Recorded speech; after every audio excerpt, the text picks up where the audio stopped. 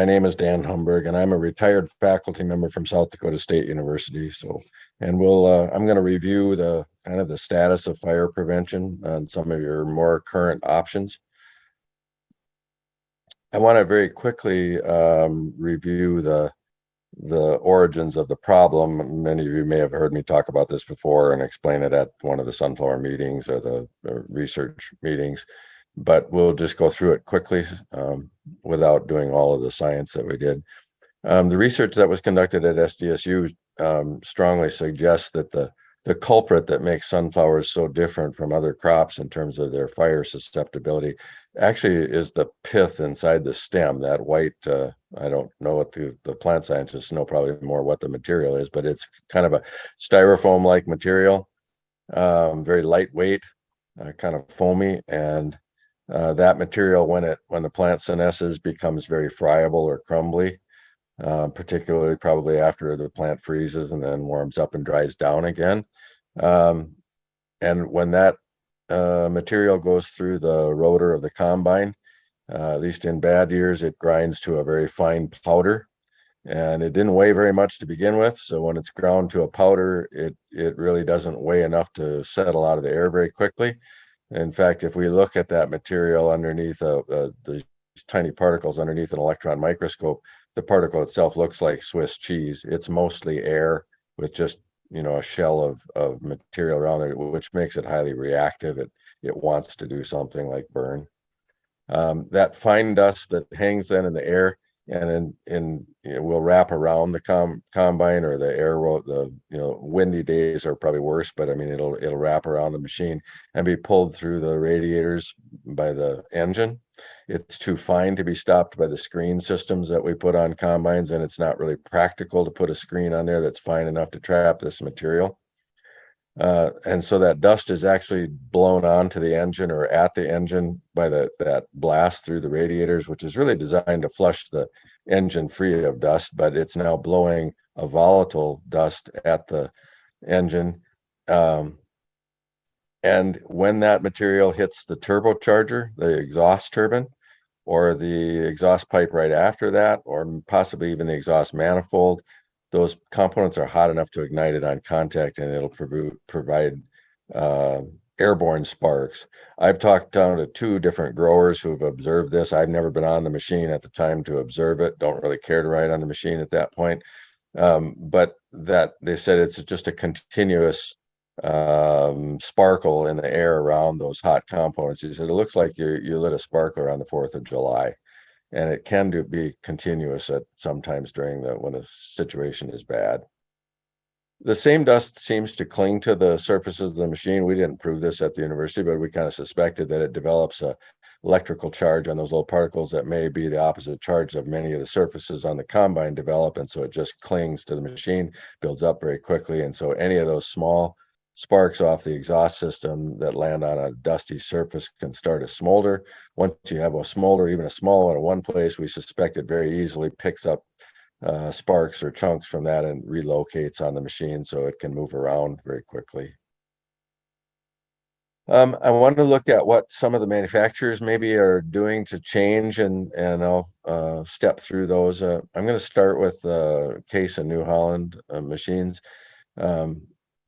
In 2022, these 2 manufacturers started putting a stainless steel box enclosure around the exhaust manifold. On the flagship machines, they're the larger ones, the 8250 and the 9250 on the Case. As far as I know, they haven't done a 7250 yet, but they do this on the 8250 and 9250. It's a sealed box that encloses the manifold against the engine, and it helps. It's going to reduce all those nooks and crannies between the ports on the exhaust manifold, so that you don't accumulate as much debris and things like corn silks and stuff like that in there that can cook off and perhaps cause fires. I don't think they did it for sunflowers, because they don't seem to do anything specifically for flowers, but it helps anyway. It turns out the manifold is not the hottest component on the exhaust system. When we started the work, I thought initially, yeah, that manifold is going to be the hottest thing, because it's the first thing that the exhaust goes through on its way out of the engine. We instrumented the combine and found out that no, it's actually not the hottest component. And then in hindsight, it made sense because the manifold is bolted to the engine block and the block is cooled by liquid on the inside right nearby. And so it's pulling some of that heat out of the manifold and keeping that temperature down. But when we get to the exhaust turbine where there is no cooling anymore and that exhaust funnels up through that, then the exhaust turbine area will actually approach the temperature of the exhaust or a little bit below that. And then there are some other components here. In my picture here, you can't see the exhaust turbine would be below the bottom of that image just a little bit. But then there's this component where my cursor is pointing that I call a choke. And on Case and New Holland machines, that is there to deliberately choke back the exhaust and heat it up quickly when you start up the machine. And that's designed to get the exhaust temperature up so that the catalyst in this stainless steel thing that looks like a muffler up above, it's actually a diesel oxidation catalyst. They have to get the exhaust temperature up so that it will light off that catalyst and cause it to start to do its thing. Otherwise, they'll produce unacceptable levels of hydrocarbons in the exhaust for a while. So this section of the exhaust is still going to be hot by design. And the exhaust turbine itself, I know, is going to be hot. This picture is looking down inside a brand new New Holland combine. They run the same engines as the Case do. They're Fiat powertrain engines. You can see the exhaust turbine here. And this is that choke that I talked about that is controlled to restrict the exhaust to keep the temperature up initially. And then it goes there and then comes up into the diesel oxidation catalyst that you can't see. The manifold enclosure is shown on the bottom here. But Case and New Holland have begun to offer, or they now make available, I think as of 2020 or 2021, this is an option you can do. It's a new system. Well, it's new for them. Requires that you buy the air compressor option for the engine, built into the engine, a rather expensive air compressor. And then there's an additional system that you would buy to add on to that. And that one's shown in this image. You've got vertical stainless steel pipes here, and then on the top of those is a horizontal L-shaped pipe. And those pipes have little holes in them to act as jets. And they are connected to the air compressor system through a solenoid valve. And then there's a linkage here, and there's a mechanical system to rotate these vertical pipes and so that they can periodically energize this with compressed air, blast air through those openings, and then rotate these to try to clear the exhaust turbine of any accumulated dust. So you got these oscillating tubes here. I should have clicked on that earlier. And it directs those air jets at the exhaust turbine to prevent dust accumulation on here. And I'm sure the intent of it is to keep you from accumulating anything that could cook off and start on fire in that location. I asked the technician who was setting up this brand new machine at the time, I said, well, does that system run constantly on there? And he said, no. He said it will cycle when you start up the separator, and it will cycle about once a minute after that. So it will clear this area about once every minute, which will work, which will help, unless you have a process that's continuously throwing sparks off here. And then I'm not sure it will help because you still have dusty air coming through this area all the time. John Deere has done some changes on their machines over the past few years. They paid attention, I think, to what we were working on back in 2011, 2012 with the help of the Sunflower Association. John Deere's 780s and 790 combines as of about 2015 or 2016 when they released those now have a stainless steel box that is encloses the first exhaust turbine on their turbochargers. Deere runs series turbochargers, two of them, so one after the other on these engines. And the first one will be the hottest one, and they are now enclose that one. You might see a little tube off here on the right-hand side coming out of that one. That's where they let the air, they pump clean filtered air now into the stainless steel box.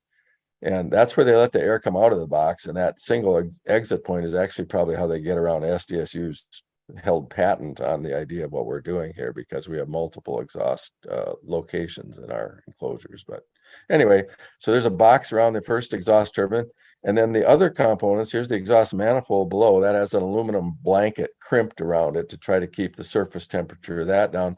Here's the exhaust pipe leaving the first exhaust turbine, and that has an aluminum foil blanket crimped around it again to try to keep the surface temperatures down a little bit.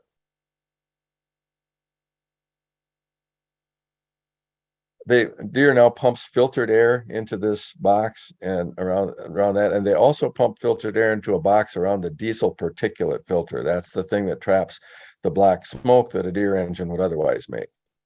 The other hot components now are protected somewhat by this blanket of aluminum foil. I don't know how effective that is, but that's what they're trying to do, I'm sure, with that foil. I'm looking under the shields on the left side of a Deere 790, and I just pieced these images together. But Deere is now bringing air from their engine pre-cleaner on the far side of the engine platform there, up over and to a filter to the left side of the grain tank, and from there, from that air filter, they route air down to a roots blower. This is a rather expensive, high pressure, positive displacement belt driven blower, kind of like a supercharger on a dragster. And it's pumping that air through a network of pipes. Here it branches. The first one branch goes to that first turbocharger enclosure, and the second branch goes back here to the diesel particulate filter right before the exhaust is dumped out of the back of the combine. This component was giving them trouble at the early in the S series combines, and I watched Deere change the design 2-3 years in a row. And ultimately, what they did was, after we were talking at the sunflower meetings about enclosing the exhaust system components and pumping filtered air, that's exactly what they did: is enclose the diesel particulate filter, pumped filtered air into it, and it stopped the problem they had. Because when that component regenerates to burn the soot that it traps, it gets very hot. The red combines we were showing earlier have a different way of treating exhaust. They don't do that. Before I go to I'll talk about the kit that we sell or that we design and sell, but I neglected to include in here the concept of the high intake chimney air intake that you can buy to put on a combine, which will help too, because it presents cleaner air to the radiators and into the engine. I can't say how effective it is, because it's going to depend on the weather conditions and the wind and stuff like that, but that would certainly help. The fire stop kit is the thing that we developed at SDSU and that I now try to design and manufacture for people that want it. It encloses the hot manifold, the exhaust turbine, and the hottest exhaust pipe section, all in a single enclosure. And then we filter air and pump that filtered air into the enclosure to exclude the dust. So we keep it under a little bit of positive pressure so the dust can't get in it. I don't use a roots blower. There's a little centrifugal blower on the right-hand side over there that's coupled right to the air filter. And we pump that clean filtered air then through a network of tubes that accommodates different design engine or different combine designs. This system has a single hydraulic motor that runs that blower, and it's a gear motor. So we have two gears and a fan impeller that is on the shaft of that motor, and those are the moving parts in this whole system. So there's not very much to wear out in the system. It's mostly static, but just that hydraulic motor and impeller turn. There's about, I don't have an exact number, but there's something slightly over, I think, 150 of these in use in North Dakota, South Dakota, a number of them up in Canada, some for use on canola, and then some for use on flowers up there. One in use in Montana in safflower, a number in Minnesota, and a couple in Nebraska in flowers. And then I've sold a couple to guys that have problems with smolders and soybeans as well. And so it protects all of those volatile situations. The user feedback I get on this system is quite positive. A fair share of the kits that I sell now are actually repeat customer kits. Once they've had it on the combine, they're not very inclined to operate without it. And so we sell them when they trade up, they tend to buy another one. I can cover the flagship models from the 8010 through the 9250. One caveat I have to say is I haven't done that 2022 model year 9250 with that stainless steel box. I have to find one and get on it and measure it in order to be able to design the tin set enclosure. I can do the older Deere models, the 9650 through the 9870. I have designs to accommodate those. The Deere S series are just a challenge. Because of those series turbochargers that are kind of spread out, and all of the plumbing and stuff that goes between them and the extremely complicated engine environment there, it's very difficult to design an enclosure that efficiently encloses those systems. So I haven't done them yet. I'm looking at the smaller ones because I might be able to do them, and they are less protected than the 780 and 790. New Holland, I've developed a kit for a 9.90 for somebody that wanted one last year, but we haven't got it on yet because I have to change the hydraulics on the thing a little bit, because New Holland runs a load sensing hydraulic system instead of a fixed displacement or constant flow system to do that. So that's going to take a little bit of change, but we do have the tin set designed for it. You can contact me if you have interest in other models. I had a guy that wanted to do a bunch of 2388s last year, and we ran out of time and materials, but I'll try to help him this year. The feedback I get is you spend much less time cleaning the machine, and maybe do it once in the morning and once in the evening. Much less stress, much lower stress after you figure out that it's not going to catch fire. You can then operate under conditions where you might previously have suspended harvest because of the fire risk. Red combines, I get very, very few, complaints or smolders. I don't get any complaints, but there's very few reports of smolders, although there have been a few I know. Nothing's foolproof. You can still have a hot bearing, an electrical short, an alternator failure, or friction ignition. The green combines are not, I still get positive feedback, but there are still some issues somewhere. They're harder to explain. We have some ignitions on the feeder house or on the rotor box under the cab. I actually have a theory that is probably a dust cloud ignition, where you have a combustible mix of dust and air, and then a light static spark will set that off, where it's very difficult to start a fire on a dusty surface with a static spark by itself. There have been some other smolders in odd locations on some of these Deere combines, but it still works, but it's not quite as bulletproof as it seems to make the red machines.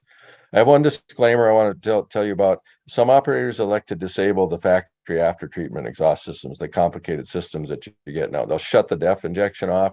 That's usually associated with buying an aftermarket chip to manage engine fueling limits, and essentially they're going to be offered more power.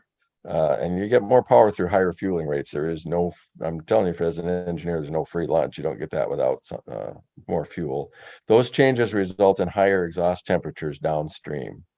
And you lose the cooling effect of the DEF in your exhaust. When you squirt that water solution in there and it vaporizes, it lowers the exhaust temperature. More fuel, more power, higher exhaust temps. You also eventually will follow the catalysts in those expensive devices, and it may actually restrict your exhaust flow at some point. Bottom line is that if you do that, and they're your machines, you can decide what to do. That's not up to me. But the hotter exhaust components may extend beyond the protection that I offer through that fire stop kit. So just be aware of that.